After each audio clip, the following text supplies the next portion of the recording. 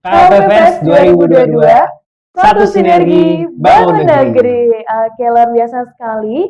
Sekarang udah pukul setengah 3 ya, 14.32, tapi teman-teman tentunya masih sangat semangat Betul. untuk mengikuti rangkaian webinar KLPFest 2022 hari ini. Asik. Nah, teman-teman, sebelum kita mulai, yang tadi kita sampaikan bahwa ada Kementerian Koordinator Bidang Perekonomian yang menyampaikan paparan pada sesi ke-8 hari ini. Kita saksikan dulu. Baik, saat ini sudah bergabung teman-teman dengan kita narasumber dari Kementerian Koordinator Bidang Perekonomian Bapak Dandi Yuda Feriawan SEMA selaku Koordinator Kelompok Substansi Manajemen SDM atau Analis Kebijakan Ahli Madya. Selamat siang menjelang sore Bapak. Selamat siang, Assalamualaikum warahmatullahi wabarakatuh teman-teman semuanya. Waalaikumsalam warahmatullahi wabarakatuh. Perkenalkan saya Dandi dari Kemenko Perekonomian. Saya Oki Pak dari Kementerian Keuangan. Mas Oki sama Mbak siapa? Sama Mbak Mika Pak. Iya Pak, saya Mika Zumrotun dari lulusan PKN STAN Pak. Dari Extravaganza. Aduh. Baik Bapak, mohon izin Bapak kami persilakan untuk dapat menyampaikan paparan yang sudah disiapkan kepada teman-teman lulusan PKN STAN yang bisa disampaikan dalam waktu 15 menit ya Bapak. Silakan Bapak. Siap. Terima kasih Mas Oki dan juga Mbak Mika ya. Bismillahirrahmanirrahim. Assalamualaikum warahmatullahi wabarakatuh. 15 menit waktu saya untuk menyampaikan paparan buat teman-teman semuanya. Halo, selamat siang semua teman-teman STAN. Perkenalkan saya Dandi Yuda Feriawan. Saat ini saya bertugas di Kemenko Perekonomian sebagai koordinator penyusun naskah menteri dan juga koordinator manajemen SDM. Jadi ada dua bagian yang saya pegang saat ini dan alhamdulillah saya senang sekali di momen-momen seperti ini karena bisa menyapa teman-teman semuanya. Sama seperti teman-teman sekitar 17-18 tahun yang lalu di mana saya juga lulusan PKN STAN juga dan saya penempatan di Kemenko Perekonomian. Mohon izin apakah suara saya terdengar jelas Mas Oki dan Mbak Mika? Jelas Bapak. Siap. Karena kami sedang berada di Semarang, ini kebetulan kami sedang ada acara rapat pimpinan terkait dengan pembahasan soal program-program Kemenko Perekonomian. Sehingga bagi teman-teman yang berasal dari Semarang, saya ucapkan numpang izin ya di kotanya ya. Jadi saya juga numpang ruangan untuk memaparkan ini semuanya. Mudah-mudahan dari paparan ini bisa membawa teman-teman semua untuk bisa mengenal kantor Kemenko Perekonomian secara lebih baik lagi. Yang pertama saya akan bagi paparan saya ke dalam 3 poin ya sesuai dengan tujuan acara ini. Yang pertama saya ingin memberikan pengenalan terkait dengan profil kelembagaan Kemenko Perekonomian.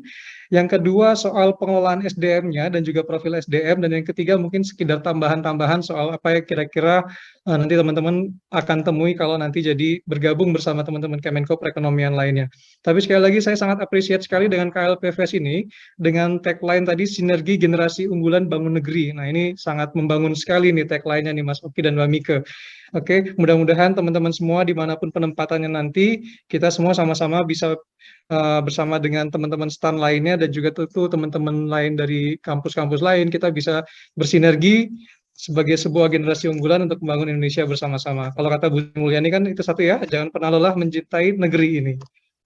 Oke, langsung saja karena waktu saya terbatas. Yang pertama sejarah Menko. Menko itu sebenarnya sudah lama, sudah 56 tahun tapi gonta-ganti nama. Tapi nama yang paling diingat orang itu adalah Menko Equin. Tapi sekali lagi, kita sudah pakai namanya Menko Ekon itu sebenarnya sejak tahun 2000, Menteri Koordinator Bidang Perekonomian. Dan tahun ini kita merayakan ulang tahun ke-56 di bulan Juli kemarin. Dengan Menteri Pak Erlangga Hartarto ya, teman-teman mungkin sudah sangat familiar. Nah, terkait dengan visi misi, Menko Perekonomian, kita punya visi membangun ekonomi yang inklusif, berkeadilan, dan berkelanjutan untuk mendukung visi dari nawacita Bapak Presiden ya, menuju Indonesia maju, berdaulat, mandiri, dan berkepribadian berlandaskan gotong royong. Kalau kita lihat iku di Kemenko sifatnya ekonomi makro, misalnya kayak pertumbuhan ekonomi, inflasi, defisit PDB, defisit transaksi berjalan, termasuk juga iku yang sifatnya internal berupa tata kelola kementerian yang baik. Nah, kalau kita lihat tugas dan fungsi, berdasarkan Perpres nomor 67 tahun 2019, Kemenko itu fungsi utamanya ada 3, koordinasi dalam perumusan kebijakan, termasuk juga sinkronisasi terkait kebijakan, dan juga yang terakhir adalah pengendalian pelaksanaan kebijakan di bidang perekonomian. Nah, itu yang membedakan kementerian-kementerian koordinator yang secara kabinet seluruhnya ada 4, dengan kementerian-kementerian teknis. Nah, jadi di Kemenko dan pengendalian kebijakan. Nah, kalau untuk Kemenko Perekonomian, karena bidangnya perekonomian, berarti kebijakan di bidang perekonomian. Oleh karena itu, instansi-instansi yang berada dalam koordinasi Kemenko Perekonomian ini, teman-teman bisa lihat di dalam layar, ada Kementerian Keuangan sendiri, Kementerian Tenaga Kerja, Perindustrian, Perdagangan, sampai dengan badan usaha milik negara. Kalau di Perpres memang ada Badan Riset dan Inovasi Nasional, namun sejak adanya Perpres Undang-Undang baru terkait dengan riset dan inovasi nasional, BRIN berada langsung di bawah Presiden ya. Tapi di Perpres 37 memang masih di bawah Kemenko Perekonomian. Nah, bagaimana kita melaksanakan koordinasi, yaitu dilakukan melalui rapat-rapat, misalnya rapat koordinasi, forum-forum koordinasi, maupun dalam bentuk konsultasi langsung, maupun monitoring evaluasi kebijakan di tingkat daerah. Nah, kalau kita lihat peran strategis Kemenko, mungkin kita bisa merujuk ke Inpres nomor 7, di mana di situ disampaikan kegiatan atau program yang dikoordinasikan pada Kemenko itu sifatnya yang strategis, berdampak luas, lintas sektoral, berskala nasional, dan menyerap banyak tenaga kerja atau investasi besar, high-tech. Nah, peran Kemenko di situ adalah kita memberikan pertimbangan sebelum kebijakan itu ditetapkan, maupun kita juga bisa melakukan pembahasan, mengundang menteri-menteri terkait, termasuk juga Pemda, untuk pembahasan terkait dengan kebijakan. Lalu juga sekiranya kebijakan itu nanti diterapkan, kita akan mengordinasikan pelaksanaan tindak lanjutnya dan juga pengendalian kebijakannya. Menko khususnya akan melaporkan kepada Presiden terkait dengan perkembangan kebijakan. Nah, itu kalau dari segi makronya peran Kemenko Perekonomian dalam kabinet ya, yaitu koordinasi sinkronisasi kebijakan di bidang perekonomian. Nah, secara struktur organisasi, kita sudah punya Permenko nomor 8 tahun 2021, di mana di Kemenko itu ada 7 eselon 1 yang struktur, ditambah 5 orang staf ahli. Nah, untuk 7 eselon 1 yang struktur, di situ ada Deputi Bidang Koordinasi Ekonomi Makro dan Keuangan. Nah, ini ya. Di sini tugasnya menyelenggarakan koordinasi sinkronisasi kebijakan di bidang ekonomi makro dan keuangan. Apa yang ada di situ? Dari mulai asdep fiskal, asdep moneter dan sektor eksternal, asdep perekonomian daerah dan sektor real, pasar modal dan lembaga keuangan, dan yang terakhir asdep keuangan inklusif dan keuangan syariah. Saat ini posisi deputi, pimpinan deputi 1 ini kita biasa sebut demikian, deputi 1 adalah Bapak Dr. Iskandar Simorangkir. Lalu kemudian kita juga ada Deputi 2, kita dulu sebut dengan Deputi Bidang Koordinasi Pangan dan Agribisnis. Tugasnya sama, koordinasi sinkronisasi dan juga pengendalian kebijakan, yang berbeda kan adalah isunya, yaitu di bidang pangan dan agribisnis. Nah, struktur organisasi Deputi 2, dari Asdep Pangan, Asisten Deputi Pengembangan Agribisnis Hortikultura, Pengembangan Perkebunan, Peternakan dan Perikanan, dan juga Asdep Prasarana dan Sarana Pangan dan Agribisnis. Nah, di bawah itu tadi ada foto-foto kegiatan-kegiatan, misalnya di yang baru saja digelar untuk tahun 2022 juga sudah digelar nih. Nah, Deputi 2 dikepalai oleh Ibu Dr. Musdalifah Mahmud sebagai Deputi. Deputi 3 terkait dengan pengembangan usaha, BUMN, riset, dan inovasi. Sekali lagi yang membedakannya adalah bidang substansi yang dikoordinasikan, yaitu di bidang pengembangan BUMN, riset, dan inovasi. Di struktur organisasi, kita lihat di Deputi 3 ada Asdep yang menangani minyak, gas, pertambangan, dan petrokimia. Lalu juga Asdep Agro, Farmasi, dan Pariwisata, Jasa Keuangan dan Industri Informasi, Utilitas dan Industri Manufaktur, Asdep Niaga, dan Transportasi. Nah, kalau di kegiatan itu teman-teman bisa lihat itu ada satu foto di daerah sepertinya, kelihatannya di Surabaya mungkin ya. Di situ ada gasification untuk di wilayah Surabaya. Lalu kemudian di sini ada pembangunan motor listrik, ini di salah satu wilayah industri. Nah, Deputi 3 dengan Pak Deputinya adalah Insinyur Monty Giriana. Selanjutnya kita lihat Deputi 4. Deputi 4 di bidang ekonomi digital, ketenagakerjaan, dan usaha mikro, kecil, dan menengah. Nah, jadi sekali lagi, di bidang-bidang yang tadi nama deputinya itu adalah bidang skop koordinasinya, atau ruang lingkup koordinasinya. Struktur organisasi Deputi 4 terbagi atas Asdep Ekonomi Digital, Pemberdayaan Ekonomi Masyarakat dan Kewirausahaan, Asdep Koperasi dan UMKM, Asdep Peningkatan Produktivitas Tenaga Kerja, dan juga Asdep Harmoni dengan deputi yaitu Bapak Dr. Insinyur Muhammad Rudi Salahuddin. Nah, kalau teman-teman tahu program Kartu Prakerja ini adalah salah satu program yang diampu oleh Deputi 4. Nanti memang dalam pelaksanaannya ada namanya Project Management Office, PMO, namun secara kebijakan memang di Kemenko Perekonomian dan juga diampu oleh teman-teman Deputi 4. Nah, selanjutnya Deputi 5. Deputi 5 adalah Deputi Bidang Koordinasi Perniagaan dan Industri. Di Deputi ini terdiri atas Asdep Peningkatan Daya Saing Ekonomi, Asdep Fasilitasi Perdagangan, Asdep Pengembangan Logistik Nasional, Penguatan Pasar Dalam Negeri, dan juga Pengembangan Industri. Saat ini deputinya belum dijabat secara definitif, oleh karena itu Pak Susiwiono selaku Sesmenko juga berperan sebagai PLT Deputi 5. Untuk Deputi 6, deputinya saat ini adalah Dr. Insinyur Wahyu Utomo. Nah, beliau mengkoordinasikan bidang pengembangan wilayah dan tata ruang. Dengan struktur organisasi Deputi 6, Asdep Perencanaan Pengembangan Kawasan Strategis Ekonomi, Asdep Penataan Ruang dan Pertanahan, Penguatan Daya Saing Kawasan, Ketahanan Kebencanaan dan Pemanfaatan Teknologi, Percepatan dan Pemanfaatan Pembangunan. Nah, jadi kalau terkait infrastruktur, wilayah, termasuk juga untuk aspek kebencanaan dan pemanfaatan teknologi ini ada di Deputi 6. Nah, bidangnya adalah kerjasama ekonomi internasional dengan Deputi Bapak Dr. Edi Priyo Pambudi.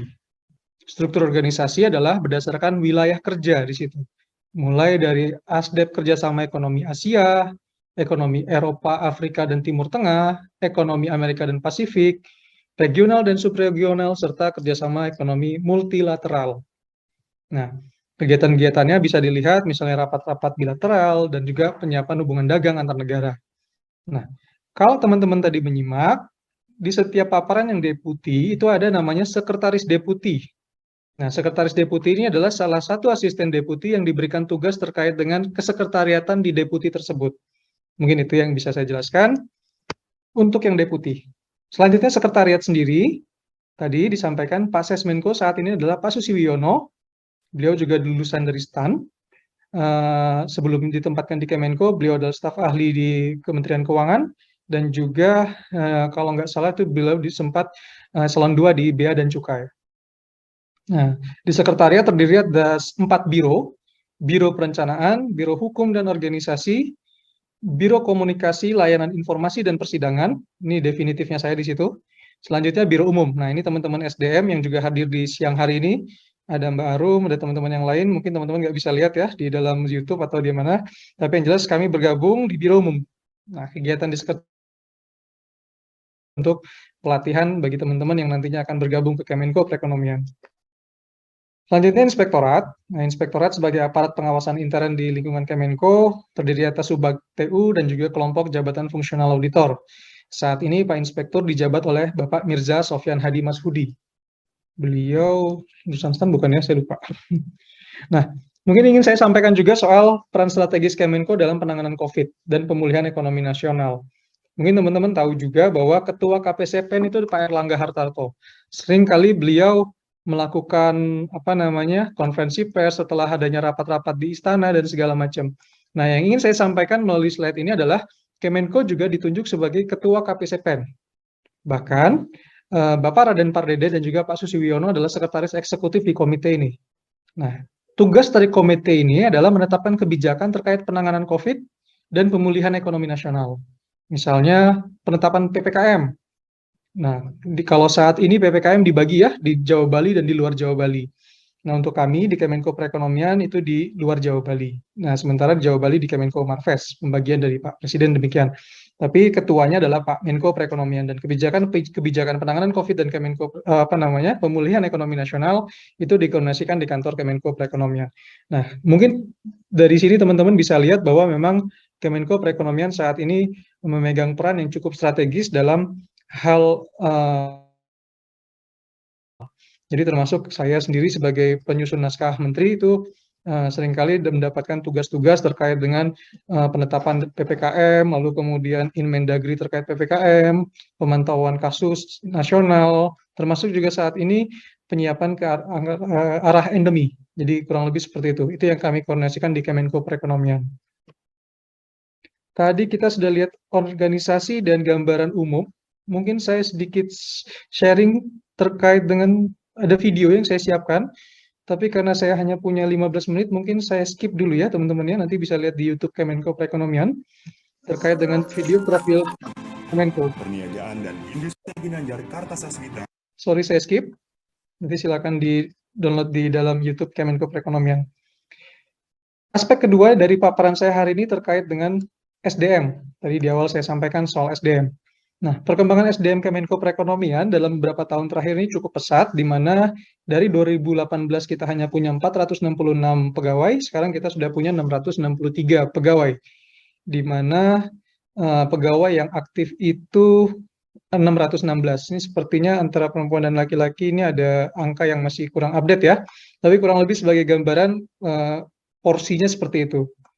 Lalu kemudian berdasarkan tingkat pendidikan, teman-teman di sini bisa lihat kalau pendidikan S2 itu yang mendominasi. 35% pegawai Kemenko pendidikannya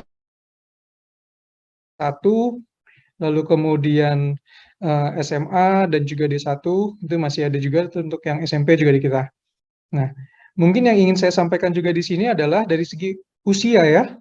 Secara fakta, lebih dari setengah dari total pegawai Kemenko relatif muda, yaitu di bawah 40 tahun, di mana 39% berusia 20-30 tahun, dan 34% berusia 31 sampai dengan 40 tahun. Nah, ini kalau berdasarkan usia ini kita lihat, komposisinya berdasarkan generasi ya, istilah sekarang ya, ada milenial, ada Gen Z, ada juga Gen Y yang milenial ataupun Gen X, dan juga baby boomers. Di situ kita bisa lihat generasi Y-nya dan juga generasi Z-nya sangat mendominasi. Generasi Z-nya itu 172 orang atau 26%, sementara generasi Y-nya itu 331 orang atau 50%. Jadi lebih dari 70% itu generasi milenial dan juga yang terbaru saat ini generasi Z ya, kalau nggak salah ya. Nah, dari segi komposisi golongan, itu paling banyak golongan 3, yaitu 52%, di mana golongan 3 ini adalah golongan-golongan pegawai yang masih dalam tahap pertumbuhan ya, sehingga peran penting kantor dalam pengembangan pegawai itu sangat penting.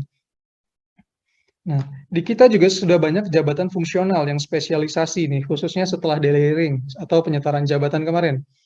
Dan juga untuk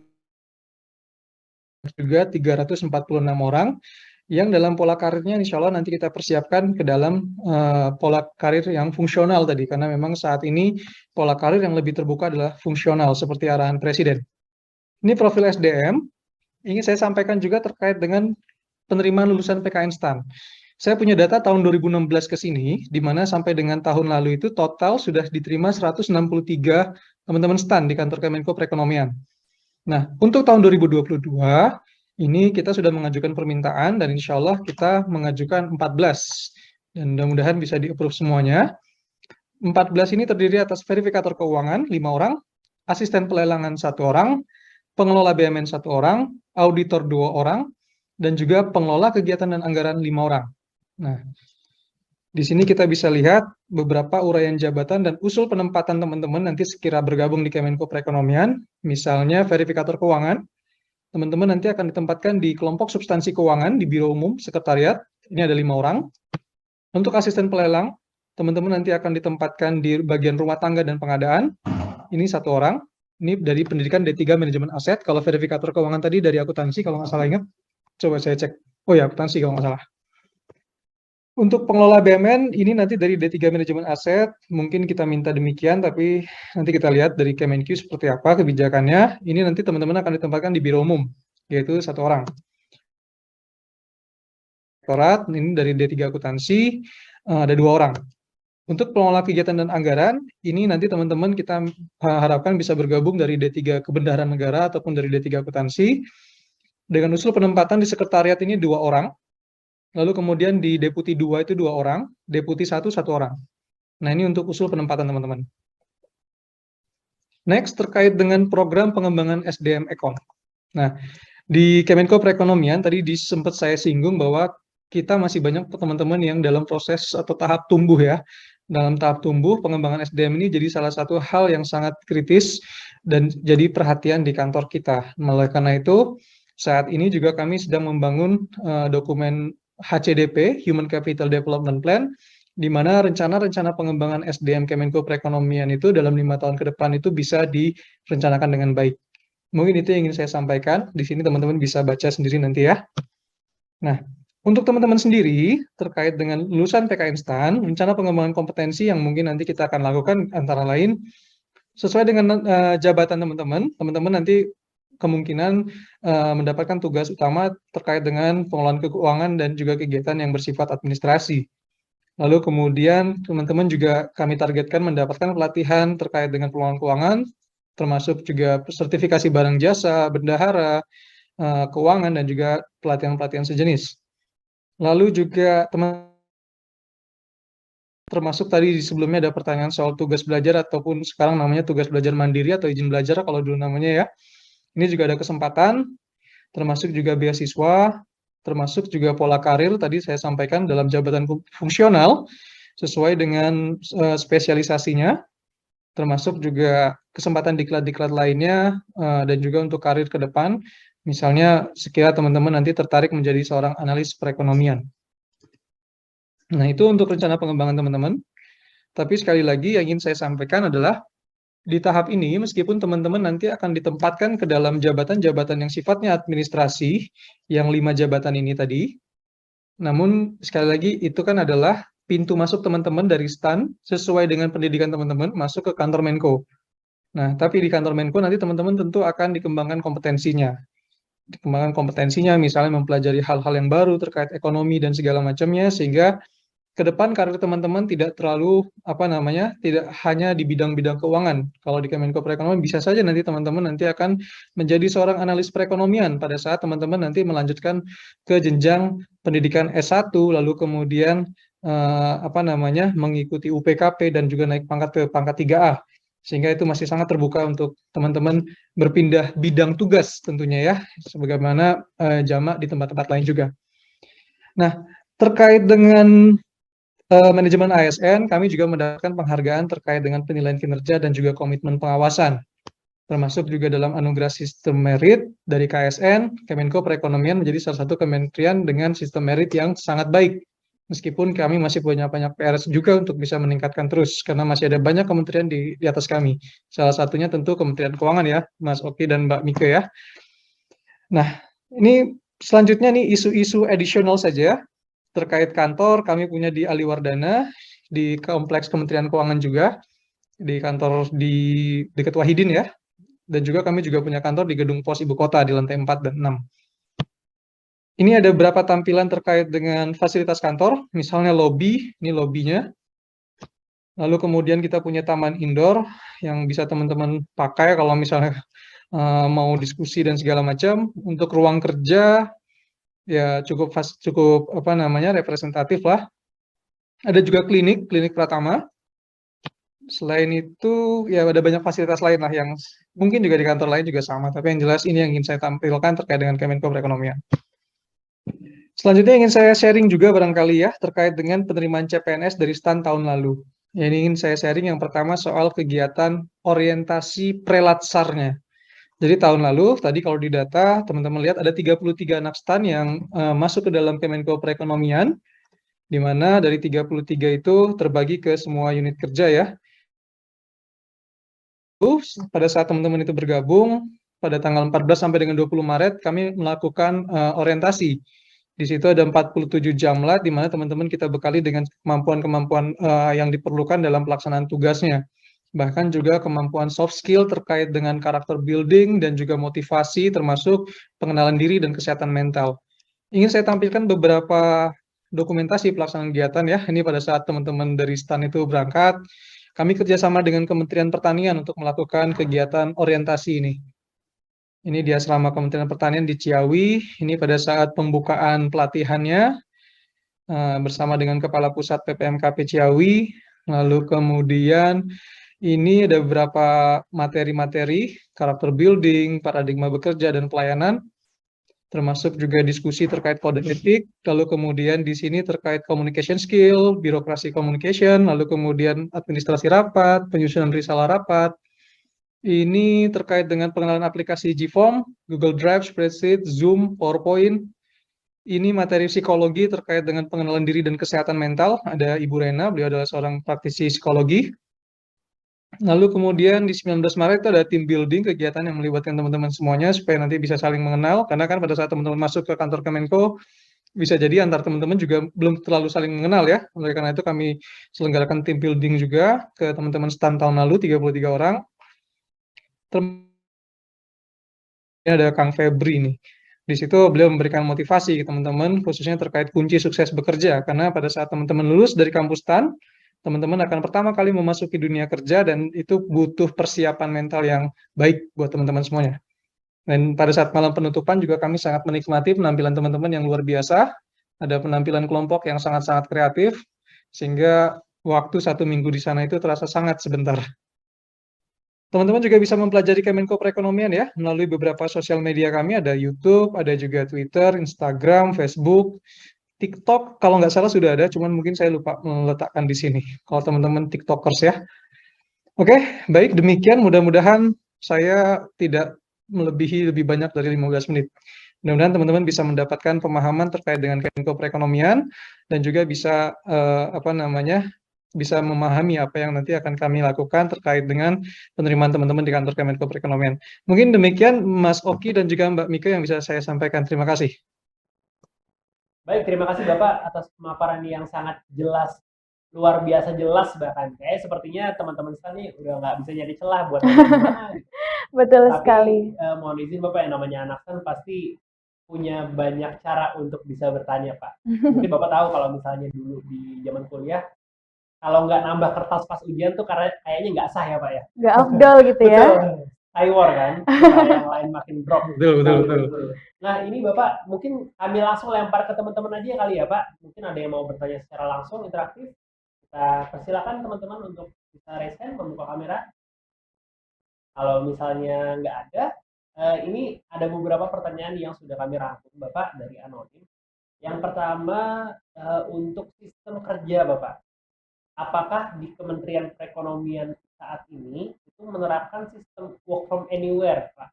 Yang misalnya kita bisa beberapa waktu dalam 1 minggu itu kita bisa bekerja dari rumah, misalnya. Sampai dengan saat ini sistem kerja di Kementerian Perekonomian seperti apa, Bapak bisa tolong dijelaskan? Silakan Bapak. Terima kasih Mas Oki, Mbak Mika, dan juga teman yang mengajukan pertanyaan ya. Terkait sistem kerja, memang saat ini dalam rangka pandemi COVID ya, dalam pandemi COVID ini sistem kerja di kita masih sama dengan KL-KL lain, di mana WFO dan WFH itu masih jadi satu sistem kerja untuk fleksibilitas bekerja dari pegawai ya, di mana pembagian dari WFO dan WFH sendiri itu tergantung dari situasi PPKM di sebuah daerah ya, dan khususnya di kita di Kemenko Perekonomian hanya punya di DKI Jakarta, sehingga level PPKM di DKI Jakarta sangat berpengaruh terhadap sistem kerja di Kemenko. Sebagai contoh, saat ini level PPKM di DKI Jakarta level 1, oleh karena itu sistem kerjanya adalah maksimal 100% WFO, artinya seluruh pegawai work from anywhere sendiri memang ini sebuah sistem kerja baru yang mungkin belum seluruh KL menerapkan ya, mungkin hanya tertentu saja yang saya tahu misalnya di Bappenas dan juga di Kementerian Keuangan ya, tapi mungkin untuk beberapa KL lain termasuk juga kami saat ini juga masih menjajaki kemungkinan penerapan sistem WFA ini. Mungkin demikian Mas Oki dan juga Mbak Mika. Baik, siap. Terima kasih banyak Bapak atas penjelasannya cukup jelas dan dapat dimengerti. Nah, tidak sampai di situ saja, Pak. Ternyata dari teman-teman PKN STAN juga cukup penasaran terkait dengan apakah nantinya lulusan PKN STAN itu ditempatkan di pusat saja atau ada kemungkinan disebar ke beberapa daerah lain, Bapak. Silakan, Bapak. Oke, baik. Baik, terima kasih sebelumnya. Yang pertama, Kemenko Perekonomian sendiri memang kantornya hanya di Jakarta ya saat ini ya, hanya di Jakarta saja, sehingga penempatan ke unit vertikal di daerah lain itu belum ada ya, karena dan juga memang tidak ada unit vertikal di tempat lain. Mungkin demikian. Tapi kalau pertanyaannya arahnya ke IKN, saya pikir teman-teman sudah tahu jawabannya ya. Demikian Mas Oki dan Mbak Mika. Baik Bapak, terima kasih Pak sudah dijelaskan, sudah diluangkan waktu untuk paparan, sudah dijawab pertanyaan-pertanyaan teman. Mungkin untuk karena keterbatasan waktu, sesi kami akhiri sampai di sini Bapak. Namun sebelum tutup, kami mau izin Bapak untuk menyampaikan 1-2 kata-kata untuk bisa menjadi closing statement teman-teman untuk bisa lebih menarik lagi teman-teman STAN mendaftar di Kemenko Perekonomian. Silakan Bapak. Baik, sekali lagi terima kasih atas kesempatan yang diberikan juga kepada saya dan juga kepada kantor Kemenko Perekonomian untuk bisa menerima kembali teman-teman dari STAN untuk bisa bergabung ke kantor Kemenko Perekonomian. Yang jelas kami sangat memandang teman-teman STAN ini adalah sebuah generasi unggulan di bangsa kita. Teman-teman sudah sangat menempuh pendidikan yang sangat baik selama menjalani pendidikan di kampus STAN. Lalu kemudian teman-teman di sini saatnya memasuki dunia kerja di mana teman-teman nanti akan bertugas sebagai ASN. Sekali lagi dimanapun teman-teman berada, karena teman-teman tadi adalah bagian dari generasi unggulan, kita harus bersama-sama bangun Indonesia ini dengan lebih baik. Dan kalau teman-teman bergabung di Kemenko Perekonomian, ya nanti tentu saja kami dengan senang hati bisa menyambut teman-teman dan bergabung bersama dengan 163 yang tadi sudah bergabung sejak 2016, dan juga yang sebelumnya termasuk saya sendiri yang tadi belum masuk di data itu lebih banyak lagi. Jadi mungkin kita bisa sharing dan bisa sama-sama membangun juga kantor Kemenko Perekonomian untuk yang lebih baik ke depannya. Mungkin demikian Mbak Miki dan juga Mas Oki. Terima kasih. Mohon maaf sekiranya terima kasih. salah kata ya. Baik Bapak, terima kasih banyak Bapak sudah berkenan dan juga bersedia untuk menyampaikan informasi. Tentunya informasi ini kedepannya akan sangat dipertimbangkan oleh teman-teman lulusan PKN STAN dalam menentukan pilihan penempatan ke depannya. Baik, terima kasih banyak Bapak. Untuk selanjutnya apabila Bapak ada kegiatan lain, kami silakan untuk dilanjutkan. Sekali lagi terima kasih banyak Bapak. Assalamualaikum warahmatullahi wabarakatuh. Waalaikumsalam warahmatullahi wabarakatuh. Baik, untuk sesi dari Kemenko Ekom sudah selesai. Betul. Sekarang kita akan beralih menuju ke sesi yang selanjutnya, yaitu akan ada dari Recording pemerintah Kabupaten Temanggung. Namun tentunya setelah break berikut ini.